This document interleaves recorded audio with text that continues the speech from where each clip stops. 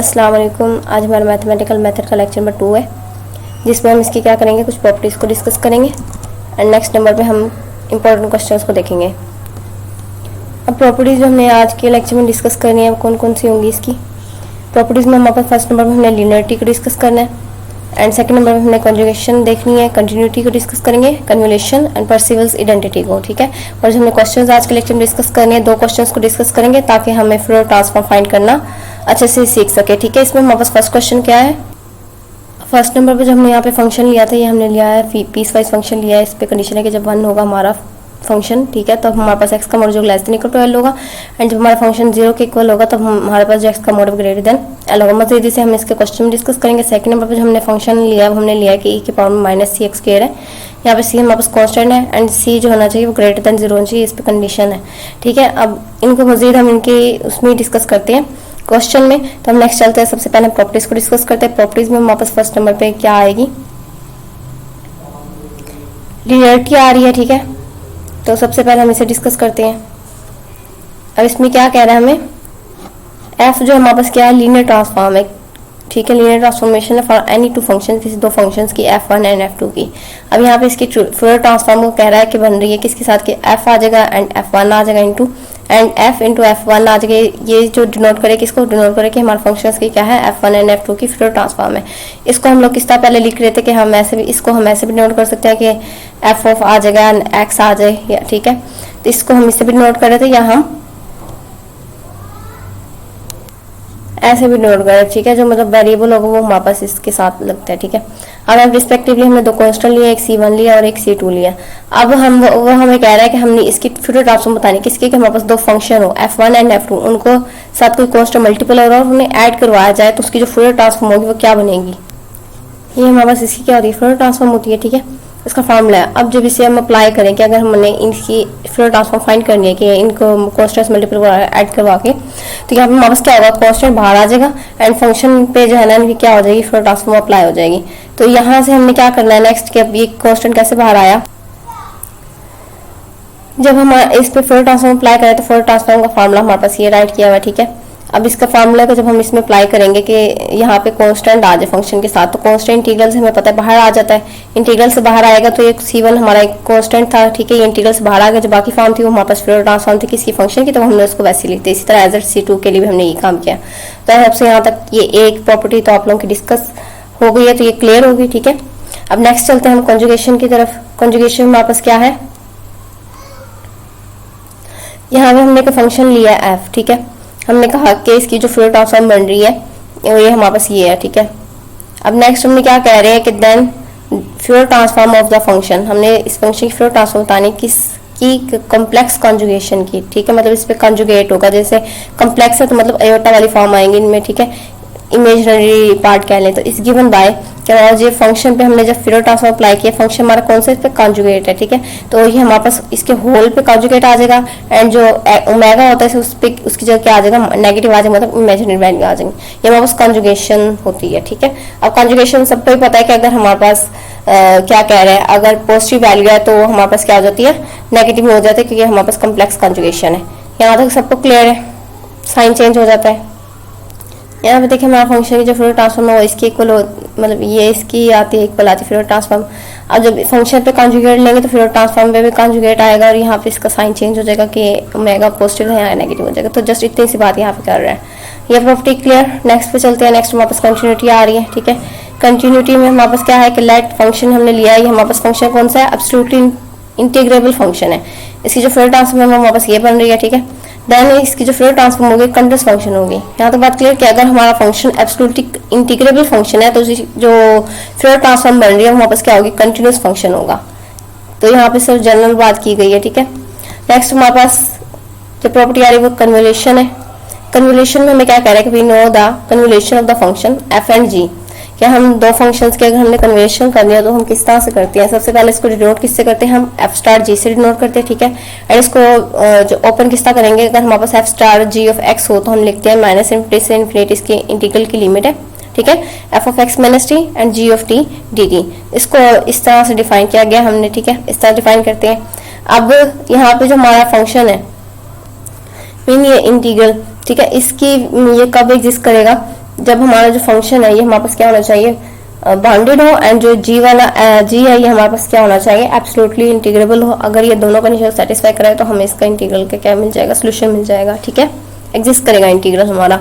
अब नेक्स्ट, अब ये तो थी हमारे पास कन्वोल्यूशन बताया एफ स्टार जी। अब हमने इसकी फ्यूरियर ट्रांसफॉर्म पे बात करनी है। फ्यूरियर ट्रांसफॉर्म क्या होगी, ये लेट कर लिया हमने, फ्यूरियर ट्रांसफॉर्म होगी ये एफ की, ठीक है, एंड जी की हो गई। ठीक है, तो ये हमारे पास दोनों फंक्शन फ्यूरियर ट्रांसफॉर्म है एफ एंड जी की, जो कि रिस्पेक्टिवली। अब हमने इस पे क्या करना है, एफ स्टार जी फाइंड करना है कि एफ स्टार जी की फ्यूरियर ट्रांसफॉर्म क्या होगी। तो एफ स्टार जी की फ्यूरियर ट्रांसफॉर्म यहाँ पे सिंपल दिखाई गई है कि फ्यूरियर ट्रांसफॉर्म एफ आ जाएगा एंड डॉट आ जाएगा फ्यूरियर ट्रांसफॉर्म जी। यहाँ हम इसको ऐसे भी लिख सकते हैं कि F field of omega, G field of omega, या हम ऐसे रिप्रेजेंट कर सकते हैं। तो सब क्लियर है, तो यहाँ तक सिंपल इतना था। अब नेक्स्ट हमें क्या करना है, लास्ट हमारी प्रॉपर्टी रह गई है परसीवल्स आइडेंटिटी। अब परसीवल आइडेंटिटी में हमने क्या किया, यहाँ पे दो फंक्शन लिए एफ एंड जी, ठीक है, इसकी फ्यूरियर ट्रांसफॉर्म बता दे कि एफ वाले की ये बन रही है एंड जी वाले की ये बन रही है। अब रिस्पेक्टिवली हमने क्या कहना है कि इंटीग्रल होगा, इसको फाइंड कैसे करना है कि माइनस इनफिनिटी से इनफिनिटी इसकी लिमिट है। फंक्शन हमारा फर्स्ट आ गया, सेकंड हमने कॉन्जुगेट लिया। ठीक है, अब इंटीग्रल माइनस इनफिनिटी से इनफिनिटी एफ ऑफ ओमेगा आ गया, क्योंकि फंक्शन इसकी जो बनेगी हमारे पास एफ ऑफ ओमेगा, एंड ये जब जी की जो कॉन्जुगेट है तो उसकी फ्यूरियर ट्रांसफॉर्म का भी टोटल क्या आ जाएगा हमारे पास, कॉन्जुगेट आ जाएगा एंड डी ओमेगा आ गया। अब पार्टिकुलरली वगैरह क्या, अगर हमारे इस तरह का हो कि हमारे पास फंक्शन का जो मोड का स्क्वायर है एंड डी एक्स है, इस पर इंटीग्रल की लिमिट हमारे पास क्या माइनस इनफिनिटी से इनफिनिटी है, तो यहाँ पे इसकी जो फ्यूरियर ट्रांसफॉर्म होगी ये बन जाएगी जस्ट यहाँ पे। ठीक है, जो फ्यूरियर ट्रांसफॉर्म का साइन होता है वो लिख देंगे। तो यहाँ पे हमारे पास ये आ गया। यहाँ तक सबको क्लियर है, जनरल बात है सिर्फ। तो जब हम इन्हें क्वेश्चन में अप्लाई करेंगे तो ये मजीद क्लियर हो जाएंगे सब प्रॉपर्टीज। तो इसलिए हम क्वेश्चन की तरफ चलते हैं।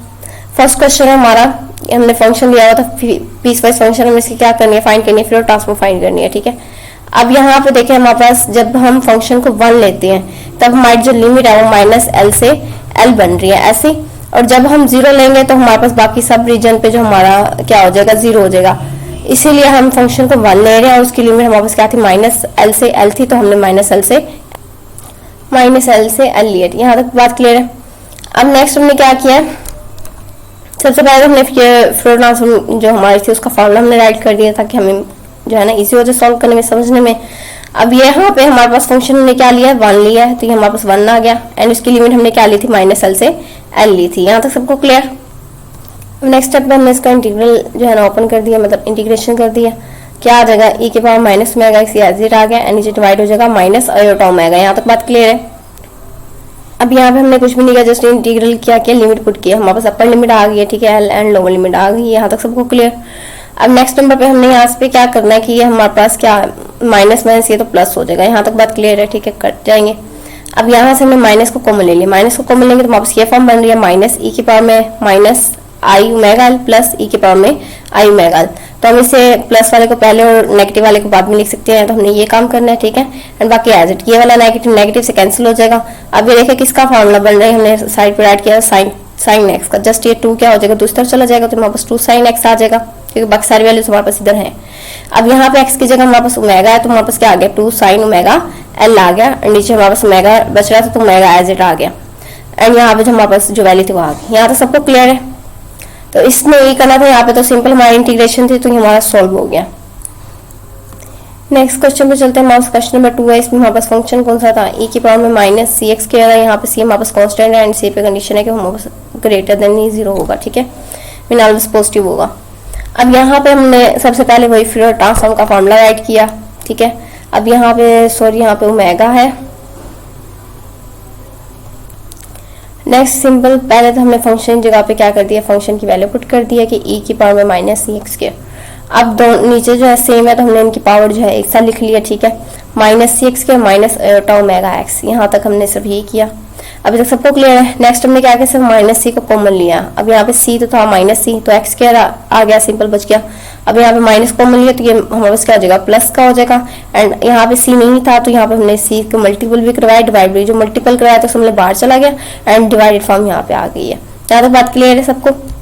अब नेक्स्ट स्टेप में हमें क्या करना है, इसे कंप्लीट स्क्वायर बनाना। क्यों, क्योंकि हमारे पास नेक्स्ट इंटीग्रल का कोई सोल्यूशन नहीं बनना, मतलब हम नेक्स्ट इंटीग्रल सॉल्व नहीं कर सकते। सबसे पहले हम इस फॉर्म को क्या करते हैं, कंप्लीट स्क्वायर बनाते हैं। अब उसको बनाने के लिए हमने साइड पर ऐड किया हुआ कि हमारे पास क्या आ जाएगा, एक्स स्क्वायर आ जाएगा। पहली वैल्यू तो ये थी x square plus iota omega C, तो तो x square and iota omega C हमने राइट किया हुआ है। अब इसको कंप्लीट स्क्वायर बनाने के लिए हमने क्या किया, इसको 2 से मल्टीपल भी करवाया, 2 से डिवाइड भी करवाया, तो ये कट होकर हमें वही आंसर देंगे जो यहाँ पे बन रहा था हमारा। ठीक है, तो यहाँ तक सबको क्लियर है। अब ये देख ले कि हमारे पास ये 2 तो हो गया हमारे फॉर्मूले वाला, ये होता है ना हमारा फॉर्मूला कि ए का square plus 2a b and plus b का स्क्वायर। तो अब यहाँ पे a का स्क्वायर है हमारे पास। अब a का स्क्वायर की वैल्यू हमने ये लिखी है कि हमारे पास a आ गया, 2 भी आ गया फॉर्मूले वाला, तो बाकी जो वैल्यू है हमारी क्या हुई, मतलब b की वैल्यू है ऐसी। तो हमने ये b की वैल्यू को ऐड भी करवा दिया, इसके स्क्वायर को एंड सब्ट्रैक्ट भी करवा दिया। यहाँ तक सबको क्लियर है। अब नेक्स्ट हमने क्या किया, पहली फॉर्म तो हमने इसको क्लोज कर दी है। ठीक है, यहाँ से लेके यहाँ तक ये हमारे पास एडिशन फॉर्मूला बन रहा है कि x plus iota omega over 2c का स्क्वायर आ गया, माइनस बाकी फॉर्म हमने जो है एज इट लिख दी है। अब ये तो हमारा इसका जो है ना सोल्यूशन आ रहा था जो कि हमने यहाँ पे राइट कर दिया। ठीक है, अब यहाँ पे इसके साथ को कांस्टेंट मल्टीपल हो रहा है तो हमने वो भी वैसे करवा दिया, यहाँ पे साइड पे सॉल्व कर लिए से, या माइनस का सी से मल्टीपल हो रहा है तो इसके साथ भी आ जाएगा अलग से, और ये माइनस माइनस प्लस सी हो जाएगा। अब ये एक सी से कट जाएगा एंड यहाँ पे आयोटा स्क्वायर हमारे पास -1 के इक्वल होता है, तो ये हमारे पास क्या बन जाएगी, minus omega square over 4c बच जाएगा हमारे पास। तो ये हमने एज यहाँ पे ऐड कर दिया, इधर वाली जो वैल्यू थी वो भी हमारे पास एज इट आ गई है कि -c into x plus iota omega over 2c का स्क्वायर। यहाँ सबको क्लियर है। अब नेक्स्ट हमने क्या किया, यहाँ पे ई को हमने सेपरेट सेपरेट अप्लाई कर देंगे नेक्स्ट स्टेप में कि ई इसके साथ भी आ जाएगा एंड इसकी साथ भी आ जाएगा। अब ये वाला जो ई है इसको हमने नेक्स्ट स्टेप में क्या करना है, ऐसे अलग से राइट करना, मतलब इंटीग्रल से बाहर आ जाएगा। क्यों इंटीग्रल से बाहर है, क्योंकि यहाँ पे कोई वेरिएबल नहीं है, मतलब एक्स नहीं है जिसके साथ इंटीग्रेशन हो रही थी, तो ये हमारे पास कॉन्स्टेंट टर्म थी, इसको हम इंटीग्रल से बाहर ले आए हैं। बाकी 1 और 2 पाई की जरिए एज इट आ गया एंड बाकी सारी वैल्यू इंटीग्रल के अंदर एज इट आ गई है। यहाँ तक सबको क्लियर है। अब नेक्स्ट चलते हैं, नेक्स्ट हमारे पास क्या है, इसी से मजीद सॉल्व करेंगे कि हमने पीछे जो वैल्यू हमारे पास थी कि x plus iota omega over 2c, इसको हमने क्या कर लिया, y के इक्विवेलेंट कर लिया। जब बहुत सारे हम डेरिवेटिव लेंगे तो ये तो हमारे पास सबले कांस्टेंट टर्म है तो 0 हो जाएगी, तो हमारे पास क्या बच जाएगा, dx is equal to dy। यहाँ तो सबको क्लियर। अब जब हमारे पास x क्या करेगा, अप्रोच करेगा इन्फिनिटी को, ठीक है, तो हमारे पास y किसको अप्रोच करेगा, इन्फिनिटी प्लस आयोटा ओमेगा और 2c को, मतलब यहाँ पे x की जगह क्या आ जाएगा, इन्फिनिटी आ जाएगा। जब माइनस इन्फिनिटी को x अप्रोच करेगा तो हमारे पास y क्या बन जाएगा, minus infinity plus iota omega over 2c। हम इसको इन्फिनिटी भी लिख सकते हैं सिंपल, और इसको हम माइनस इन्फिनिटी भी लिख सकते हैं। ठीक है, यहाँ पे सब क्लियर है, सिर्फ जो है ना क्लियर करने के लिए ऐसे लिखा गया यहाँ पे। अब इसकी वैल्यू इसको जब हम ऊपर लास्ट में हमारी फॉर्म बनी थी इंटीग्रल, उसमें पुट करेंगे तो हमारे पास क्या बनेगा, हम एक बार लास्ट टर्म देख लेते हैं बात क्लियर हो जाए। हमने इसको क्या लेट किया, y लेट किया, ठीक है, तो इसकी जगह तो हमारे पास आ जाएगा y, dx हमारे किसके इक्वल है, dy के। लिमिट हमारे पास क्या, माइनस इन्फिनिटी से इन्फिनिटी लिख लें, minus infinity plus iota omega और 2c जो वहाँ पे बताइए वो लिख लें। यहाँ तक वो क्लियर है। अब नेक्स्ट टर्म पे चलते हैं, ये देखो हमने वैसे ही राइट की हुई है। यहाँ तक सबको क्लियर है। अब हमारी इंटीग्रेशन किस में कन्वर्ट हो गया, y में कन्वर्ट हो गया कि विद रिस्पेक्ट टू y हमने इसको इंटीग्रेट करना है। अब इसके इंटीग्रल को जो हमने सॉल्व करना है, इससे नेक्स्ट जो स्टेप होंगे हमने यहाँ पे राइट किया ताकि क्लियर हो जाए। ठीक है, अब हमने इसको i का नाम दे दिया सबसे पहला, माइनस इन्फिनिटी से इन्फिनिटी e के पावर में minus a x square dx। यहाँ पे हमारे पास क्या था, c है a की जगह, तो हम यहाँ पे पहले ही बता दें कि हमारे पास c जो है किसके इक्वल है, a के इक्वल है, ताकि लास्ट में जो हमारा सोल्यूशन आए उसमें हमने a की जगह क्या करना है, c राइट कर लेना। यहाँ से वो क्लियर है। अब यहाँ पे x स्क्वायर तो दूसरा हमने इंटीग्रल में y स्क्वायर लिख दिया। ठीक है, दोनों इंटीग्रल सेम है, बस एक के में हमारे पास with respect to x y जो इंटीग्रेशन हो रही है, एक में विद रिस्पेक्ट टू y। अब इनको i डॉट i करेंगे तो हमने हमारे पास i का स्क्वायर आ जाएगा इज इक्वल टू पहली i की वैल्यू आ गई एंड ये दूसरी i की वैल्यू आ गई है। अब दोनों तरफ हमारे पास क्या थी, लिमिट एंड इंटीग्रल कह रहे सेम है, उनकी लिमिट भी सेम है, तो हमने उन्हें एक साइड पे कर दिया, यानी कि एक साथ लिख लिया, माइनस इन्फिनिटी से इन्फिनिटी एंड माइनस इन्फिनिटी से इन्फिनिटी। एक ऐसी आई फॉर्म ये हमने पहले फ्यूल ट्रांसफॉर्म जब हम फाइंड कर रहे थे तब भी हमने ये चीज़ जो है ना की थी। तो यहाँ तक तो आई होप सो सब क्लियर होगा। बाकी फॉर्म हमारे पास एज इट आ गई है। अब इसको हमने कंबाइन कर लिया, नीचे जो सेम थे तो हमारे पास क्या आ जाएगी, पावर ऊपर वाली भी एक साथ लिख दी हमने इसकी। यहाँ से हमने एक ही साथ क्या कर लिया कि माइनस एक कॉमन ले लिया, तो हमारे पास x square plus y square रह जाएगा। यहाँ तक सबको क्लियर है कि यहीं पे अगर हम देख लें कि ये हमारे पास क्या हो रहा था, इसके साथ हो जाएगा माइनस, जब इसमें माइनस एक कॉमन लेंगे तो हमारे पास क्या बचेगा, एक्स स्क्वायर और प्लस वाई स्क्वायर आ जाएगा। यहाँ पे प्लस हो जाएगा और ये वाला ये क्या हो जाएगा, बाहर आ गया, क्योंकि तो ये फॉर्म बन जाएगी हमारी। यहाँ तक अब सबको क्लियर है। अब नेक्स्ट हमने क्या किया, यहाँ पे लेट कर ले कि x जो हमारा r cos थीटा, y हमारा r sin थीटा है, तो x square plus y square वापस किसके इक्वल आएगा, r स्क्वायर के। क्यों, क्योंकि जो हमारा r स्क्वायर कॉमन ले लेंगे तो अंदर वापस क्या बच रहा है, cos square theta plus sine square जो कि हमारे पास 1 के इक्वल होता है। ठीक है, सबको पता है, तो इसलिए हमारे पास इसका आंसर क्या रह जाएगा, r स्क्वायर आ जाएगा। अब यहाँ पे हमारे पास dx dy is equal to r dr d theta के। अब यहाँ पे जो आर है हमने किससे निकाला, जैकोबियन जो हम लेते होते थे उससे हमने फाइंड किया। अब जैकोबियन किस तरह से ले रहे हैं कि हमने जो है ना एक्स वाई को हमने किस में आर और थीटा में कन्वर्ट कर दिया, ठीक है, मतलब पूरी फॉर्म हमने आर और थीटा में बनाई है, तो हमने एक्स वाई का आर और थीटा के साथ क्या करना है, जैकोबियन लेना है कि पार्शियल एक्स और पार्शियल आर आ गया, पार्शियल एक्स और पार्शियल थीटा आ गया, पार्शियल वाई और partial r and partial y और पार्शियल थीटा। अब x का जो है हमने डेरिवेटिव लेना विद रिस्पेक्ट टू r, तो x हमारे पास ये है, इसका with respect to r derivative तो ये वाली 1 हो जाएगी, बाकी हमारे पास cos थीटा आ जाएगा।